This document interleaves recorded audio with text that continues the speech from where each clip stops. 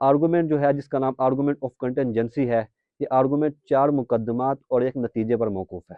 اس کا پہلا مقدمہ جو ہے، ہر موقوف چیز کے وجود کے لیے تشریح ضروری ہے، اور یونیورس موقوف ہے تو لہٰذا یونیورس کے وجود کے لیے بھی تشریح ضروری ہوگی، اور وہ تشریح مافوق الفطرت ذات سے ہی ممکن ہوگی۔ تو معلوم ہوا کہ مافوق الفطرت ذات موجود ہے۔ ناظرین، اب اگر ملحد کو یہ سوال کرے کہ یونیورس جو ہے یہ کنٹینجنٹ نہیں ہے، اگر ہم یونیورس کو موقوف نہ مانے تو ہم پھر لینڈ کر جائیں گے انفینٹ ریگریس پر، اور انفینٹ ریگریس آپ کے نزدیک یہ باطل ہے، تو لہٰذا ہمیں ضرور بضرور یہ ماننا پڑے گا کہ یونیورس جو ہے یہ موقوف ہے۔ اچھا ناظرین، اس آرگومنٹ پر ایک اور بھی ملحدین کی طرف سے اعتراض کیا جاتا ہے۔ وہ اعتراض یہ ہے، کیا مافوق الفطرت ذات کا ہونا ضروری ہے؟ وہ فطری ذات نہیں ہو سکتی؟ اگر ہم مانیں کہ اس کائنات کو وجود دینے والی وہ فطری ذات ہے تو شے کا اپنی ذات کے لیے سبب ہونا لازم آئے گا، جو کہ باطل ہے۔